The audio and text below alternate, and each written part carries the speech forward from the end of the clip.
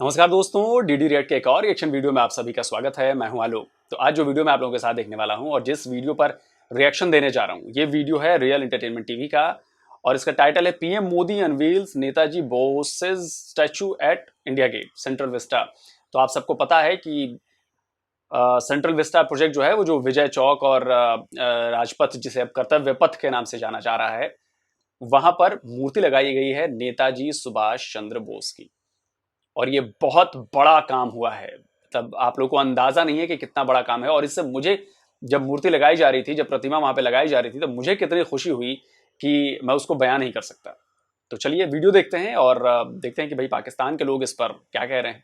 आज जिस टॉपिक पे वीडियो रिकॉर्ड कर रहा हूँ वो ये है कि इंडिया की अगर बात की जाए, वहाँ के प्राइम मिनिस्टर ने रिसेंटली अपनी स्पीच में ये बोला है कि अब हमारा सफ़र हकीकी आज़ादी, जहनी आज़ादी यानी मेंटली आज़ादी की तरफ है। तो इसी वाले से पाकिस्तान की यूथ से बात कर रहा हूँ कि ऐसी क्या वजह है कि हम और इंडिया वाले 1947 से पहले इकट्ठे ही थे और आज हम जहनी तौर पर आज़ाद हैं या नहीं?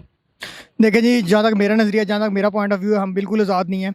क्योंकि दो कौमी नज़रिए की बुनियाद ये थी कि दो डिफरेंट कौमें जो हैं वो आज़ाद हों। लेकिन आज आप बांग्लादेश को और इंडिया को देखें, वो लोग, जैसे आपने बात की कि उनके प्राइम मिनिस्टर ने कहा कि हम जो है ना वो मेंटली तौर पे आज़ाद हो रहे हैं, लेकिन हमारी कौम अभी और उनके कहने की बात के अलावा भी अगर देखा जाए, उनकी पॉलिसीज़ देख लें, वो अपनी पॉलिसीज़ इंडिपेंडेंटली बनाते हैं। इंटरनेशनल पॉलिसीज़ की बात कर रहा हूँ, हमारे यहाँ पे वो पॉलिसीज़ उस तरीके से नहीं बनाई जाती। आप इस चीज़ से एग्री करेंगे? बिल्कुल एग्री करूंगा। हमारे यहाँ जो पॉलिसीज है ना वो सिर्फ और सिर्फ ऊपर से ऑर्डर आते हैं, ठीक है। गोरा आता है, डू मोर करके चला जाता है। तो हम अभी तक उसी तरह गुलाम है, ठीक है। कोई हम आज़ाद नहीं हुए। अभी ट्रांसजेंडर्स का जो है ना वो लॉ पास हुआ है, इस्लामिक रिपब्लिक ऑफ पाकिस्तान है ये, लेकिन इस्लामिक वाला कुछ भी नहीं है, ठीक है। जो गोरे ने कह दिया ये वो उसी तरीके से पॉलिसीज बनाएंगे, उसी तरह से बिल पास होंगे आपके सेनेट्स में। ईच एंड एवरीथिंग जो है ना वो जब जिस तरह वो कहेंगे उस तरह होगा। इंडिया की आज़ादी की बात की जाए, मतलब पॉलिसीज़ की बात की जाए, कैसे आज़ाद हैं, उसकी एग्जांपल ये है कि रशिया और यूक्रेन की वार थी, उन पे सैंक्शंस थी कि आपने जो उनसे ऑयल नहीं लेना रशिया से, फिर भी उन्होंने ऑयल लिया और काफ़ी ज़्यादा ऑयल लिया। पूरी दुनिया को इस चीज़ की खबर है और काफ़ी उनके चर्चे भी हुए। इसके अलावा बात की जाए दूसरी इंटरनेशनल पॉलिसीज़ की, जहाँ उनका दिल करता है वो चाइना के साथ ट्रेड करते हैं, जहाँ दिल नहीं करता वो नहीं करते। अमेरिका के साथ दिल करता करते हैं, दिल नहीं करता नहीं करते। तो आखिर क्या वजह है कि हमारे साथ ही थे और वो आगे निकल गए, मेंटली तौर पर भी और वैसे भी? देखिए जी, शहबाज शरीफ को जितना मर्जी क्रिटिसाइज करें, लेकिन उसकी बात बिल्कुल ठीक थी कि beggars can not B choosers. ये कौम IMF के लोन पे पलती है। ये इधर तक तो ठीक है कि beggar can not be chooser, ये वाली बात तो ठीक है, लेकिन वो आगे देखिए जी, IMF के लोन पे पलती हैं। मैं उसी तरफ जा रहा था। जब IMF के लोन पे पलेंगे, ठीक है, तो इनको जो है ना सारी बातें उनकी माननी पड़ेंगी, ठीक है। चाहे वो अब रशिया की आपने बात की, तो रशिया का सबको पता है कि रशिया जो है ना वो काफ़ी ज़्यादा सस्ता तेल दे रहा था पाकिस्तान को, ऑयल दे रहा था, लेकिन उन्हें नहीं लिया। क्यों? सिर्फ और सिर्फ अमेरिका ने इनको बोला, ठीक है।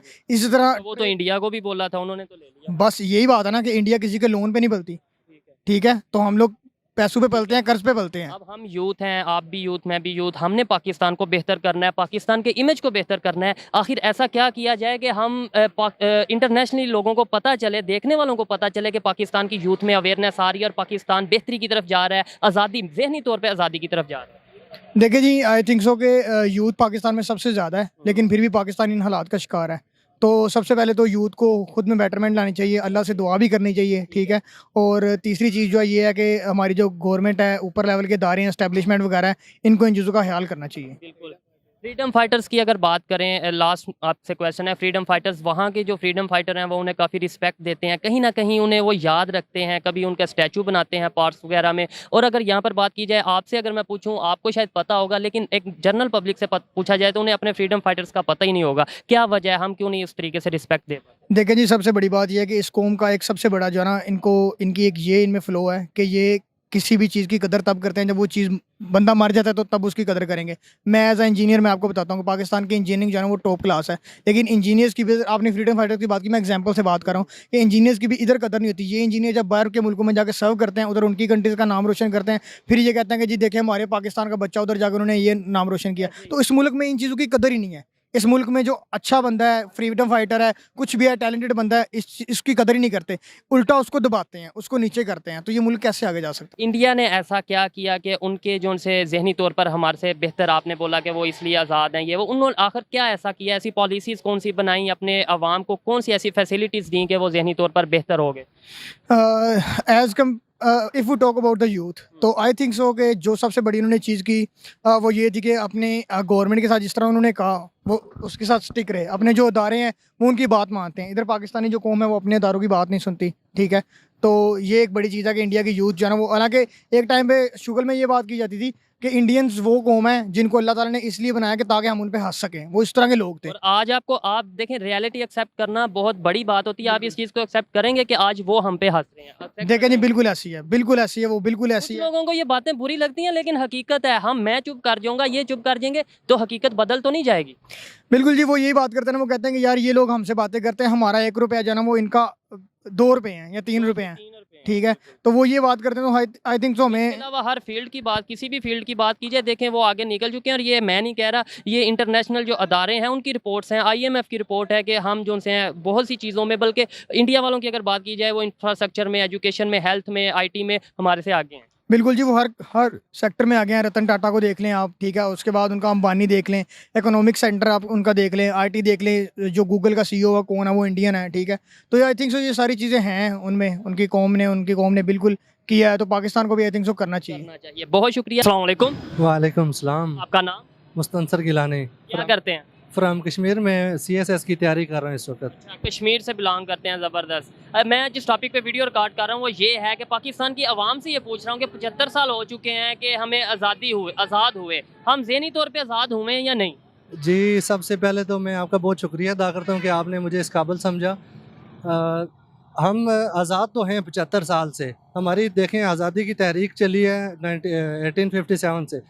हम उस टाइम तो आज़ाद थे लेकिन एक स्टेट के अंदर थे। इस टाइम हम आज़ाद हो गए हैं, लेकिन हमने जिस टाइम फैसले अच्छे करने थे, हमारी जो ऊपर लोग बैठे गवर्नमेंट थे, जो इंतज़ामिया थे, उन्होंने जिस टाइम फैसले करने थे, जिस तरह इंडिया ने फैसले किए हैं कम्युनिस्ट ब्लॉक और कैपिटलिस्ट ब्लॉक के साथ जाने का, वैसे पाकिस्तान को अभी किसी एक पार्टी के साथ जाने के लिए नहीं जाना चाहिए था। उनको दोनों के फायदा जिधर फायदा नजर हाँ, वो कैपिटलिस्ट की तरफ गए। अब इस टाइम आप देखें कि हमारे जो हुक्मरान हैं, हमारे जो के मेंबर हैं, सब चीज़ें जो सिलेक्ट हो रही हैं वो अमेरिका से हो रही हैं। हम इस टाइम सिर्फ और सिर्फ कैपिटलिस्ट ब्लॉक में। अभी आप इमरान, आपने इंडिया की बात की तो इंडिया के हवाले से आपसे पूछता हूँ कि क्या वो ज़हनी तौर पे आज़ाद हो चुके हैं? क्या वो बेहतर हैं, अपने फैसले खुद कर पा रहे हैं? वो उनकी फॉरेन पॉलिसी आप उठा के देखें, आपने उठा के देखें, आपके पास टोटल 4 पॉइंट है, उनके 16 पॉइंट हैं जिस पे वो इस वक्त काम कर रहे हैं। उनकी फॉरेन पॉलिसी स्टार्ट होती है 1947 से 10 साल पहले 1940 में।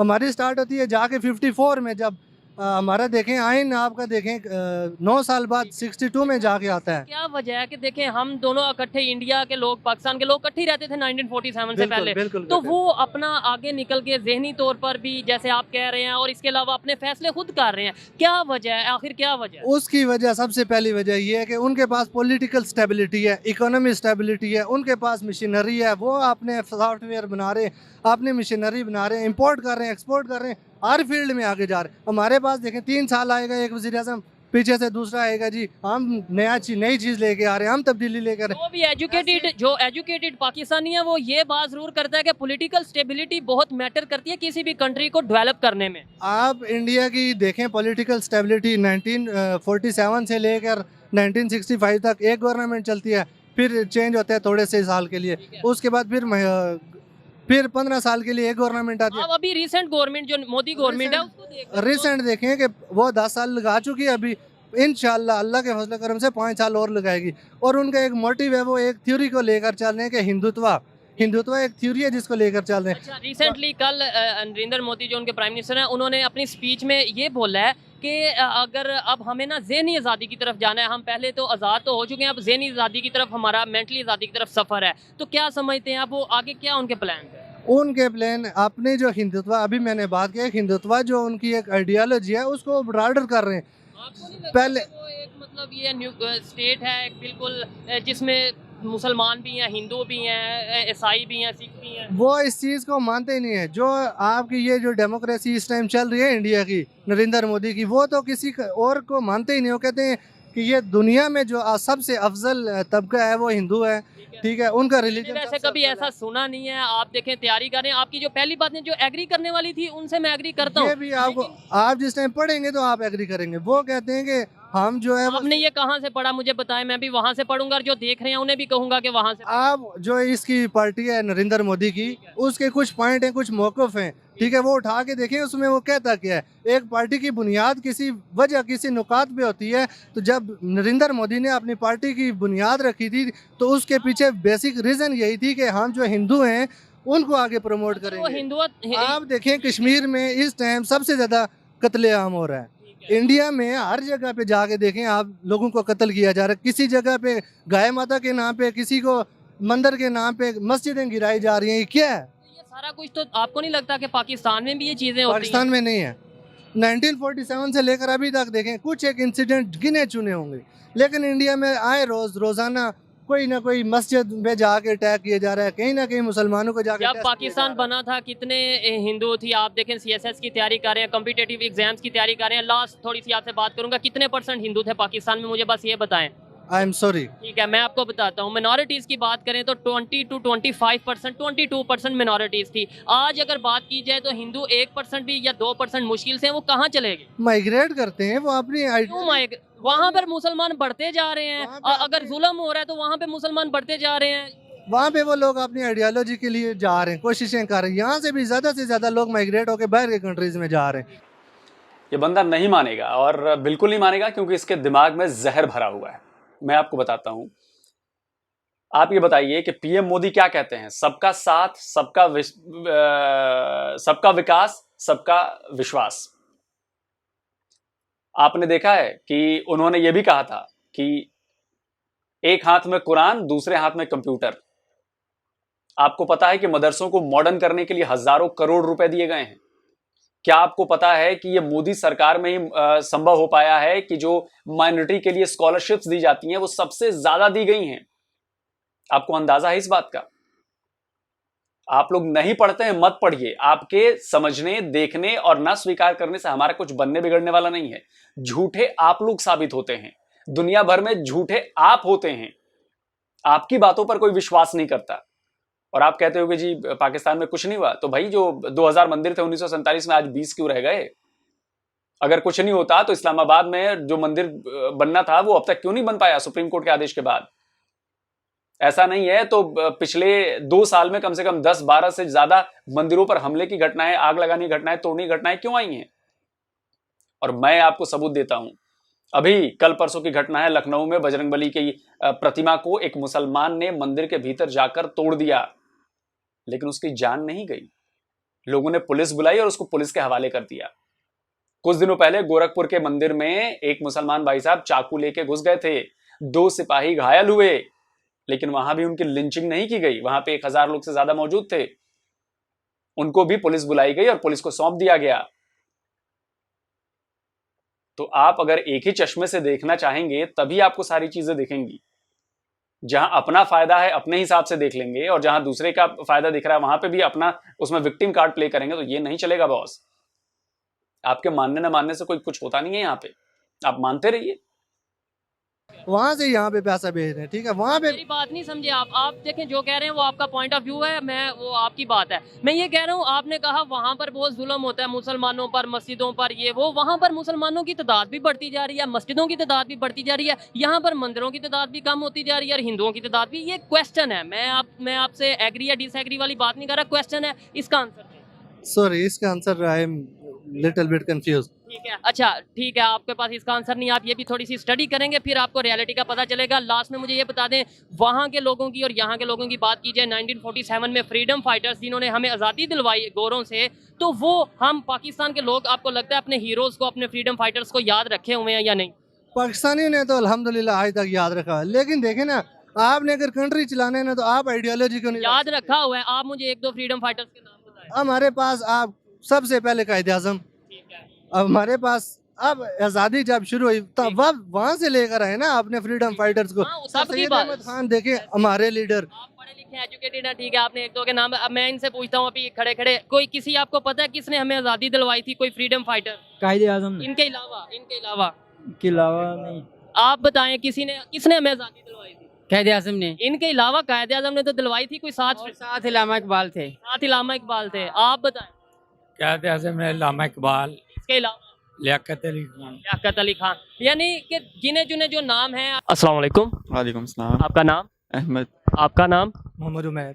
मोहम्मद उमैर। उमैर। आज इस टॉपिक पे मैं वीडियो रिकॉर्ड कर रहा हूँ वो ये है कि रिसेंटली जो इंडिया के प्राइम मिनिस्टर हैं नरेंद्र मोदी, उन्होंने अपनी स्पीच में ये बोला है कि अब हमारा सफ़र हकीकी आज़ादी, मेंटली आज़ादी की तरफ है। इसी वाले से पाकिस्तान के जो यूथ है उनसे बात मैं कर रहा हूँ कि क्या पाकिस्तान की अवाम का सफ़र भी आज़ादी की तरफ यानी हकीकी आज़ादी की तरफ है या हम ऑलरेडी आज़ाद हैं? क्या कहना चाहिए? नहीं, मेरे ख्याल से हम लोग आज़ाद नहीं हैं। हम लोग अपने एक पैसे में और अपनी एक जॉब्स वगैरह में फंसे हुए हैं। मेरा नहीं ख्याल कि हम मेंटली तौर पर आज़ाद हैं। 75 साल से आज़ादी का दिन भी मनाते हैं। इसके अलावा हम मतलब ये इंडिपेंडेंस डे और सारा पता है कि सब कुछ हो रहा है, लेकिन क्या आपके ख्याल से ये इसे आज़ादी कह सकते हैं हम? बिल्कुल इसे फिजिकली आज़ादी तो कह सकते हैं, मेंटली नहीं हम आप क्या कहना चाहेंगे इस हवाले से? क्वेश्चन जो मैंने उनसे किया है कि उन्होंने प्रॉपर तौर पे अनाउंस किया है कि अब हम मेंटली तौर पे आज़ाद होने मतलब आज़ाद हो रहे हैं और ये हमारा सफ़र है। पाकिस्तान में भी इस तरीके से शऊर आ रहा है या नहीं आ रहा, और अगर वहाँ पर आ रहा है तो उसकी क्या वजह, वहाँ के लोगों में क्या ऐसी चीज़ है कि उनमें शऊर आ रहा है? लोगों में कॉम्प्लेक्सेस आई थिंक जितने हमारे में कॉम्प्लेक्सेस हैं उस तरह वहाँ पे नहीं है। यहाँ पे लोग बहुत कॉम्प्लेक्स हैं। यहाँ पे लोग सोचते हैं कि वो बंदा ऊपर जा रहा है, वो तो क्यों जा रहा है ऊपर।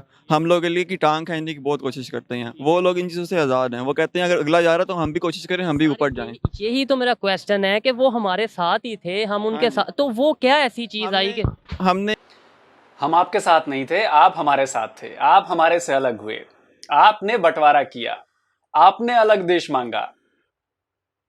हम तो वही थे, वही हैं और वहीं रहेंगे। तो ये मत कहिए कि हम जो है वो आपके साथ है, आप हमारे साथ थे। ये उल्टा है, तो प्लीज इसे करेक्ट करिए। हम गुलाम रहे हैं, शुरू से गुलाम रहे हैं। हमारी थिंकिंग, हम लोग दूसरों को एडमायर करते हैं। एडमायर नहीं करते बल्कि हम दूसरों से हसद ज़्यादा करते हैं। हसद करते हैं कि वो बंदा ऊपर जा रहा है तो मैं क्या करूं कि ऐसा करूं कि वो नीचे आ जाए, मैं ऊपर चला जाऊं। ये कोई भी फील्ड है, आप सियासत देख लें, आप कोई और शोबा देख लें, कोई बिजनेस देख लें, कोई भी फील्ड देख लें, आप इंटरटेनमेंट इंडस्ट्री देख लें, कुछ भी देख लें, हर एक दूसरे की टांग खींचने। सबसे बड़ी रीज़न जो हमारी है कि हमारा जो एजुकेशन का निज़ाम है ना वो बहुत गलत है। सबसे हम यहाँ बैठे हैं, पंजाब इंस्टीट्यूट में बैठे हैं। यहाँ पे हमें राय दी, हमें पढ़ाया जाता है इस बेस के ऊपर कि आपको अच्छी नौकरी मिलेगी। हमें ज़हनी तौर पे गुलाम किया जा रहा है शुरू से ही कि आप नौकर बनोगे, अच्छे पढ़ोगे, पढ़ लिख के एक नौकर बन जाओगे। आप नौकर बनोगे तो आपने गुलाम ही होना ना। आपको बताया ही नहीं जा रहा कि आप ये पढ़ोगे तो आप एक प्रोफेशनल एजुकेशन ले रहे हो। आप उसके बाद आप किसी लेवल पे इसे रिप्रेजेंट कर सकते हो, आप एंटरप्रेन्योर बन सकते हो, आप अपना बिजनेस स्टार्ट कर सकते हो। ये नहीं सिखाते। हमें सिखाते हैं कि आप यहाँ पे पढ़ोगे, पढ़ने के बाद आपको अच्छी आप इंटरव्यू दो, इंटरव्यू के बाद आपको जॉब लग जाएगी। इसका मतलब है अगर वो हमारे से इस चीज़ में कुछ बेहतर हैं यानी आज़ादी के हवाले से, तो उनका एजुकेशन सेक्टर बहुत बेहतर है हमारे से। वो लोग बच्चों को IT है उनकी, तो IT में उन्होंने बच्चों को खुद मुख्तार किया कि आप खुद अपने घर बैठे अर्निंग करें। यहाँ पे हर बंदा सॉफ्टवेयर हाउस में आएगा तो फिर अर्निंग होगी, वरना अर्निंग नहीं होगी। भाईजान ये है कि उनकी जो ग्रूमिंग है ना, उस लिहाज से यूथ की बहुत ज़्यादा बेहतर है। मज़हब फैक्टर वहाँ पे भी है, लेकिन उनके अंदर यूथ के अंदर थोड़ी कैसे बेहतर हुई, कैसे अवेयरनेस कैसी? उनके एजुकेशन सिस्टम से आप यूट्यूब पे चले जाएं, उनके लेक्चर्स पढ़े हुए हैं। हमारे पाकिस्तानी टीचर्स कहीं नज़र ही नहीं आते। बिल्कुल इस चीज़ से मैं 100% एग्री करता हूँ। इवन अब कुछ लोगों को इस बात से शायद एग्री ना करें, लेकिन आप अगर देखें, मुझे बताइएगा कि हमने यहाँ से इंटरनेशनल अफेयर्स के हवाले से कोई बात देखनी हो यूट्यूब पे तो हम वहाँ के लोगों को सर्च करते हैं। जी बिल्कुल ऐसी है। तो हमारे यहाँ पे इसका मतलब इंटरनेशनल अफेयर्स के हवाले से कोई बात करने वाला ही नहीं है। तो अभी तक यहीं पे स्टक हैं कि हम लोगों ने आगे कैसे जाना है, जॉब्स कैसे लेनी है, पैसा कैसे करना है। उन लोगों के पास उन्होंने यूथ को बड़ा इंडिपेंडेंट किया, यूथ को इंडिपेंडेंट किया। अब हमने तो वो बहुत ज़्यादा सपोर्ट करते हैं, उसे लेकर भी आगे जाती है। इसकी ताज़ा मिसाल IPL है। इसके अलावा फ्रीडम फाइटर्स की बात की जाए तो वहाँ पर बहुत ज़्यादा देखने में आता है कि उनके फ्रीडम फाइटर्स को वो रिस्पेक्ट देते हैं, याद रखते हैं वो किसी ना किसी तरीके से, कभी उनका स्टैचू बनाकर, कभी कुछ। हमारे यहाँ पे ऐसा क्यों नहीं किया जाता? हमारे यहाँ ऐसा ही है कि हम लोग हिस्ट्रीज में बहुत ज़्यादा पीछे हैं। हमें अपने बच्चों को हिस्ट्री बताने ही नहीं आ रही। और हमें असल हिस्ट्री का शायद पता भी नहीं है। हमें उस चीज़ से अपने बच्चों को ग्रूम करना चाहिए कि हमारे इकबाल का फ़लसफ़ा क्या था, हमारे कायदे आज़म के फ़लसफ़े क्या थे। आप किसी बच्चे से पूछने, उससे शायद 14 नकात भी कायदे आज़म के ना पता हो। ठीक है। मैं भी यही समझता हूँ कि हम हकीकी तौर पे तभी आज़ाद होंगे जब हम एजुकेशन सिस्टम को बेहतर करेंगे, जब हम अपनी यूथ को, अपने पाकिस्तान के लोगों को ये बताएंगे कि हमने ही पाकिस्तान को आगे लेकर जाना है और हमारी कामयाबी में पाकिस्तान की कामयाबी है। इसलिए हम इंडिविजुअली अपने आप पर वर्क करें और पाकिस्तान की बेहतरी के लिए काम करें। आइए किसी और से बात करते हैं। अस्सलाम वालेकुम। वालेकुम अस्सलाम। आपका नाम? मेरा नाम गुलाम कादिर, क्या करते हैं? मैं इमाम मस्जिद हूँ। इमाम मस्जिद है। अच्छा कर साहब मुझे ये बताएं कि आपको क्या लगता है कि पाकिस्तान के जो लोग हैं, ये जो पाकिस्तान है, 75 साल से हम आज़ाद तो हो चुके हैं, लेकिन जहनी तौर पे, मेंटली तौर पे हम आज़ाद हैं या नहीं? मेंटली तौर पे मेरे भाई हम आज़ाद अभी तक नहीं हुए। जब तक हमारा मुल्क पाकिस्तान मगरबी ममालिक का सहारा नहीं लेगा, उनका सहारा छोड़ देगा, कर्ज लेना छोड़ देगा, तब हम आज़ाद हो जाएंगे। और हम ज़हनी तौर पे तब आज़ाद होंगे जब हमारा मुल्क बिल्कुल खुद कफील हो जाएगा। ज़ाहिरी बात है, जब तक हम किसी के फैसलों, किसी के आर्डर पर नहीं चलते रहेंगे, तब तक हम आज़ाद तो नहीं खुद को। इंडिया की बात की जाए, इंडिया की बात इसलिए कर रहा हूँ कारी साहब कि वो हमारे साथ ही, मतलब उन्होंने भी तरक्की का सफ़र शुरू किया, हम उनसे ही लैदा हुए थे, ऐसा ही है। वो अब काफ़ी हद तक आपको लगता है बेहतर हो चुके हैं? इंडियन हुकूमत तो अपने आवाम के लिए बेहतर फैसले करती है और कर भी रही है, काफ़ी सारे उन्होंने तरक्की कर भी ली है। लेकिन हमारा मुल्क पाकिस्तान भी तरक्की कर रहा है, लेकिन ये आवाम के हक़ में सही फैसले सही वक्त पर नहीं करते। बल्कि वजह क्या है? उसकी वजह ये है कि ये अमेरिका के मोहताज बने हुए हैं, अमेरिका के कहना मानते हैं। अमेरिका जो कहता है वही करते हैं, चाहे इनके अपनी आवाम का नुकसान ही क्यों ना हो जाए। अच्छा अब क्यों ना करें भाई, अमेरिका वाले $400 मिलियन दे रहे हैं भाई आपको।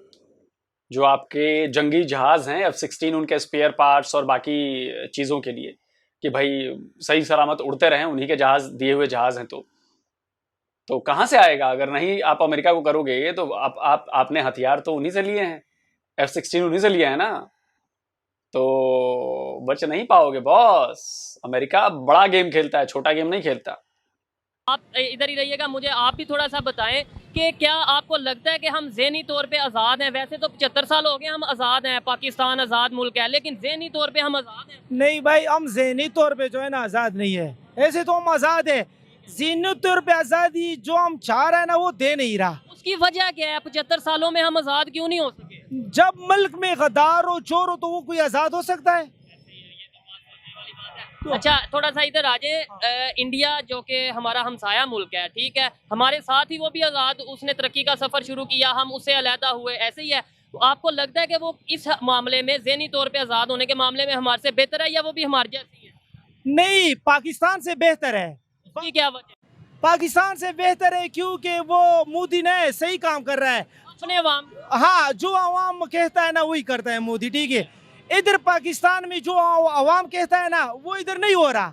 इधर तुम देख लो ना, हर सूबे में जाओ, हर शहर में जाओ, सारी 22 करोड़ इमरान खान चाहता है। वो बोलता है वो क्या, मैं इमरान खान दे दो, हम आज़ादी तब मिलेगा जब इमरान खान आएगा, क्योंकि सारी दुनिया लाखों इमरान खान साहब भी ये बात करते हैं कि हम हकीकी तौर पे आज़ाद नहीं है। वो पता है मार्च भी करते हैं, आज़ादी मार्च करते हैं। आएगा, अभी मार्च भी आएगा। अभी हालात श्रीलंका की तरफ जा रहा है, और भी खराब हो सकता है, उसकी तरफ हम जा रहे हैं। इलेक्शन क्यों नहीं कर रहा? क्यों ये जो करोड़ों लोग इकट्ठे हो रहे हैं और जल्द से आप लोगों को नजर नहीं आ रहा? वो क्यों बेहतर हैं? कैसे बेहतर हैं? आखिर वो भी हमारे साथ ही थे, उनमें ऐसी क्या चीज़ आई कि उन्होंने अपने आप को बेहतर कर लिया और हमारे से आगे निकल गए? देखो उधर ना, उधर ये कि उधर चोरों को कोई सपोर्ट नहीं कर रहा, ठीक है, गद्दार उधर कम है। इधर हमारे मुल्क में चोर गद्दार सब मिली हुए, इस वजह से अमेरिका ने हमें अपने पैरों पे नहीं खड़े होने देता, ठीक है। अगर वो इमरान खान को लेकर आए ना तो इंशाल्लाह इमरान खान अपना पाकिस्तान अपने पैरों पे खड़ा कर दिखा। अस्सलाम वालेकुम। वालेकुम अस्सलाम। मैं ठीक, आप बताएं आपका नाम क्या है? मोहम्मद आज़म। मोहम्मद आज़म, मुझे ये बताएं कि क्या आपको लगता है कि पाकिस्तान के लोग ज़हनी तौर पर, हकीकी तौर पर आज़ाद हैं? सर पाकिस्तान को आज़ाद हुए तो 75 साल हो गए हैं, बाकी यहाँ की कौम अभी आज़ाद नहीं है ज़हनी तौर पे, ज़हनी तौर पे भी गुलाम है। क्या किसकी गुलाम है और क्या वजह है? अगर बात की जाए, हम अपने हमसाया मुल्क इंडिया की बात करें, वो आपको लगता है कि वो आज़ाद हैं ज़हनी तौर पे, कि वो भी हमारे जैसे हैं? सर वो भी हमारे जैसे हैं, वो भी नहीं आज़ाद, वो भी आज़ाद नहीं है। ठीक है, लेकिन ये है कि उनकी सोच आपको नहीं लगता काफ़ी हद तक बदल रही है, आगे बढ़ रहे हैं हमारे? सर वो हमसे कुछ बेहतर हैं क्योंकि वो अपने मुल्क की कदर करते हैं, अपने आप की रिस्पेक्ट करते हैं। हम लोग अपनी कदर नहीं करते। जब तक हम अपनी कदर नहीं ना करेंगे तो हम आज़ाद नहीं हो सकते। ये बात बड़ी परफेक्ट की है कि जो लोग अपनी कदर खुद नहीं करते, दुनिया उनकी कदर कैसे करेगी? ये सोचने वाली बात है। जो खुद को रिस्पेक्ट नहीं देगा, दुनिया कैसे रिस्पेक्ट देगी? तो क्या वजह है आखिर हम ज़हनी तौर पर आज़ाद क्यों नहीं हो पा रहे? सर हमें कोई भी काम करना होगा ना मुल्की तौर पे, तो उसके लिए हमें अमेरिका के ऑर्डर लेने पड़ेंगे, उसके बिना हम वो काम नहीं कर सकते। उसकी क्या वजह है? हमारा मुल्क है, हम अपनी मर्जी से क्यों नहीं चलाते? हम अपनी मर्जी से मुल्क नहीं चला सकते। हमारा हमारे मुल्क ने इतना कर्जा लिया हुआ है फिजूल, जिसका कोई पता नहीं, जिसके टैक्सेस हम लोग पे कर रहे हैं। हमारा जो बच्चा पैदा भी होना है ना, वो भी मकरूज है, वो भी गुलाम है। जी तो दोस्तों, ये थी आज की वीडियो। पाकिस्तानी अवाम की राय आप तक पहुंचाई। और अगर मेरी पर्सनल ओपिनियन की बात की जाए तो मैं ये समझता हूं कि मेंटली तौर पे आज़ाद इंसान तभी हो सकता है जब वो मेंटली तौर पर अवेयर होगा। पाकिस्तान की गवर्नमेंट को चाहिए कि वो अपने यूथ के लिए, अपने अवाम के लिए अवेयरनेस के सोचे, एजुकेशन सिस्टम को बेहतर करे। अगर इंडिया की बात करें तो वो हमारे से बेहतर इसलिए हैं, एजुकेशन सेक्टर उनका बेहतर है, वो हमारे से ज़्यादा आगे इसलिए सोचते हैं कि उनमें अवेयरनेस आ चुकी है। इसके साथ साथ सेकेंड चीज़, हमें ये चाहिए कि जिन लोगों ने हमें आज़ादी दिलवाई गौरों से, जिन लोगों ने हमें एक आज़ाद मुल्क बनवाया, हम उन हीरोज़ को याद रखें, उन हीरोज़ के लिए कोई ना कोई डे सेलिब्रेट करें। इससे हमारे जो आने वाली नस्ल है उनको याद रहेगा कि जो हमें आज़ादी मिली वो कैसे मिली, उसके लिए हमने कितनी कुर्बानियाँ दी। ये मेरी पर्सनल ओपिनियन थी, आप इसे एग्री भी कर सकते हैं और डिसएग्री भी कर सकते हैं। वीडियो कैसी लगी मुझे कमेंट में ज़रूर बताइएगा। मिलते हैं नेक्स्ट वीडियो में, तब तक के लिए पीस आउट, अल्लाह हाफिज़। देखिए, वीडियो ख़त्म हो गया और आपने लोगों की बातें सुन ली।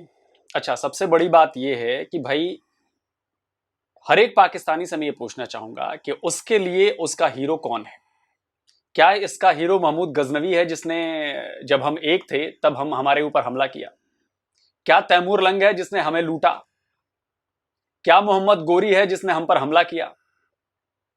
तो आपने इन लुटेरों को, डकैतों को, आक्रमणकारियों को, हमलावरों को आपने अपना हीरो बनाया हुआ है। तो जब आप ऐसे लोगों को हीरो बनाएंगे तो कल को यही उनकी जो सोच है वो आपकी आवाम पर आएगी, वही आवाम वैसी सरकार चुनेगी। भाई, सरकार तो आप ही चुनते हो। आपने क्यों सेना के हाथों में मार्शल लॉ लगने दिया? आप क्यों सड़कों पर नहीं उतरे? आप सेना के खिलाफ क्यों नहीं उतरे? अब 75 साल बाद उसका खामियाजा भुगत रहे हो ना। इमरान खान भी यही तो बात कह रहे हैं, वो भी तो सेना पर सवाल उठा रहे हैं कि नहीं उठा रहे हैं? तो आपने ये बात समझी नहीं। आप बात करते हो अमेरिका की। अच्छा, हीरोज की बात से याद आया मुझे, आप नेताजी सुभाष चंद्र बोस को हीरो क्यों नहीं मानते? उन्होंने भी तो आजादी में बहुत बड़ी भूमिका निभाई अंग्रेजों को भगाने में। आप लाला लाजपत राय को हीरो क्यों नहीं मानते हो? आप सरदार वल्लभ भाई पटेल को हीरो क्यों नहीं मानते हो? आप गांधी को हीरो क्यों नहीं मानते हो? आप जो भगत सिंह को आप हीरो क्यों नहीं मानते हो? और भगत सिंह से याद आया, आपके यहाँ के बहुत बड़े पत्रकार हैं हसन निसार साहब, उन्होंने भगत सिंह पर क्या कहा था, सुन लीजिए जरा। ये जो हमारा हीरो है ये मेरा हमशहर, और मुझे तो इस पे बहुत फख्र है। मैं तो उसको बहुत बड़ा हीरो मानता हूँ। और लल्लुओं पंजुओं के नाम पे चौक है यहाँ, ठीक है? तो इतना बड़ा वो आदमी, इसको एक जगह ग्लैमराइज किया, पता नहीं को प्ले था ये मूवी, तो मुझे अब याद नहीं, कि जब आखिरी मुलाकात पे भगत सिंह जवानी में मारा गया ना, तो माँ मिलने गई, वो रो रही थी, पता है आखिरी बार बेटे को देख रही हूँ। जरा तस्वर करो उस माँ का, तो वो इतना बेनियाज मौत से, वो माँ को कहता है कि बेबे तू तो इंज रो रही है जिम्मे मैंने फाइल लाने लगे ने, अंदाजा ही नहीं उसको, ठीक है? इतनी बेनियाजी। तो डेफिनेटली हमारे तो हीरोज, देखो हमारा प्रॉब्लम ये है, हम सारा कुछ बाहर से, पीर फकीर भी बाहर से, तानसेन भी बाहर से, अमीर खुसरो भी बाहर, कोई लोकल हीरो है ही नहीं। हमारा अपनी मट्टी के साथ जुड़त नहीं है, कंफ्यूज लोग हैं। लेकिन जिनका ये मुतालबा है उनको चाहिए खुद फट्टा लगा दें, और जो बाज़मीर होगा वो उसे कहेगा भगत सिंह चौक, मैं ऐसे भगत सिंह चौक लिखा करूंगा, मेरा जिसने जो बिगाड़ना है बिगाड़ ले। तो जिन्हें वाकई अपना हीरो मानना चाहिए आपको, आप नहीं मानोगे। भगत सिंह को इसलिए नहीं मानोगे क्योंकि वो हिंदू था, है ना? इसलिए आप नहीं मानोगे उसे हीरो। आप गांधी जी को हीरो नहीं मानोगे क्योंकि वो हिंदू थे। आप सुभाष चंद्र बोस को नहीं मानोगे क्योंकि वो हिंदू थे, तो मुस्लिम कौम से नहीं आते। और आज इस देश ने अपने असली हीरो सुभाष चंद्र बोस को एक बहुत बड़ा मुकाम दिया है। बड़ी कोशिश की गई कि सुभाष बाबू का नाम पन्नों से मिटा दिया जाए, उनको हटा दिया जाए, लेकिन हो नहीं पाया। आज नई दिल्ली में कर्तव्य पथ पर, जिसे पहले राजपथ के नाम से जाना जाता था, वहां पर सुभाष बाबू की मूर्ति लगाई गई है। और यह हम सब भारतीयों के लिए बहुत बड़े गर्व की बात है। सुभाष बाबू को उनका सम्मान मिलना चाहिए, सम्मान ड्यू था उनका। तो इस देश की पहले की सरकारों ने शायद ऐसा नहीं सोचा, लेकिन किसी एक सरकार ने सोचा, और वो चाहे किसी भी पार्टी की हो, कांग्रेस की हो, बीजेपी को, इससे मुझे कोई मतलब नहीं है। मुझे मतलब है कि सुभाष बाबू को उनका अधिकार, उनका सम्मान मिलना चाहिए था, जो आज मिल गया। उनकी मूर्ति लगी है, उनकी प्रतिमा लगी है। कम से कम अब हम जाएंगे, हमारे बच्चे जाएंगे, वो देखेंगे, पढ़ेंगे कि भाई उनकी प्रतिमा क्यों लगाई गई है। वो जानेंगे कि उनका इस देश की आजादी के लिए कितना बड़ा योगदान रहा है सुभाष बाबू का। तब उनको असली हीरोज की पता चलेगा। नहीं तो हीरोज तो आपके तैमूरलंग, गजनवी, गोरी, यही सब हैं, गजनवी। खैर आगे बढ़ते हैं। और जो टॉपिक था कि भाई हम जहनी तौर पर आजाद हुए कि नहीं। देखिए, जहनी तौर पर आजादी हमारी हो चुकी है और हम उसको और प्रोग्रेस में ला रहे हैं। हम उन सब चीजों को निकाल रहे हैं जिससे हमें गुलामी का प्रतीक दिखता है। उसमें धीरे धीरे सब हट रही है। हमने अभी अपने नेवी का, इंडियन नेवी का जो ध्वज है, जो झंडा है, वो हमने चेंज किया है। पता है क्यों चेंज किया है? इस गुलामी के प्रतीक से निकलने के लिए, क्योंकि उस पे इंग्लैंड का एक प्रतीक था। हमने अब उसे हटा दिया। हमने उसे हटाकर हमारे प्रतीक, हमारे हीरो छत्रपति शिवाजी महाराज, उनकी नेवी से प्रेरणा लेकर हमने वो सिंबल बनाया है।